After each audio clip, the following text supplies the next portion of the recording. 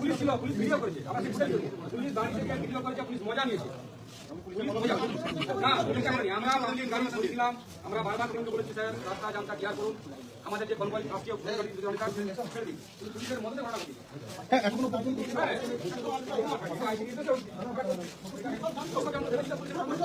কোথায় আমি তো যাচ্ছি, আমি এখানে ছাড়াবো কেন? একটা সাইডে তৃণমূল কংগ্রেসের জনাদশেক লোক আর 7-8 জন পুলিশ, শীতের পোশাক পরা পুলিশ, তাদের সিভিল ছিল না খাকি পোশাক আমি জানি না। আমাদের বিজেপির কর্মকর্তারা পরে ভিডিও দেখিয়ে দেখিয়ে বলবে না লোকাল থানার পুলিশ, তারা ওদেরকে গট আপ গেম করছে, ম্যাচ ফিক্সিং, আটকানোর চেষ্টা করছে। আর তারা লাঠি, কাঠের বাটাম, পেরেক লাগানো, ওগুলো দিয়ে দুটো গাড়ি, দুটো কালো স্করপিওতে, কোনটায় আছে বুঝতে পারছে না, আমি দুটোই ভাঙছি। আর পাশে জ্যারকিনে কেরোসিন তেল, পেট্রোল।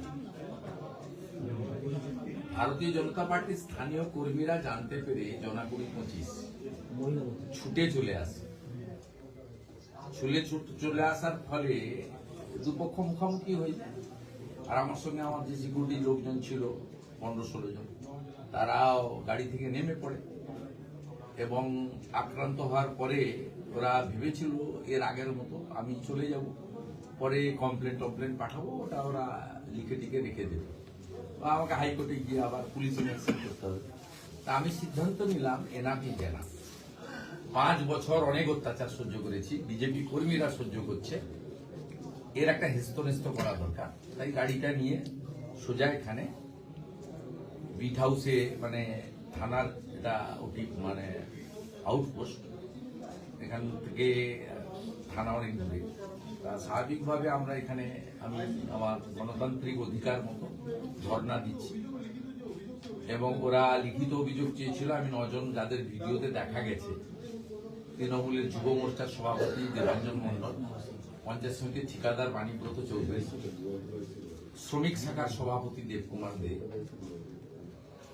শাহরুখ খান বলে এক গুন্ডা জঙ্গি, মণিকাঞ্চন তৃণমূলের পরিচিত মুখ, গ্রাম পঞ্চায়েত প্রধান।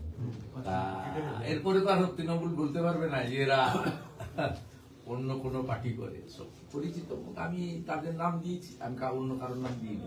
ভিডিওতে যাদের দেখা গেছে তাদের নাম দিয়েছি। আমি বিচার প্রার্থী, বিচার ওনাদের দিতে হবে।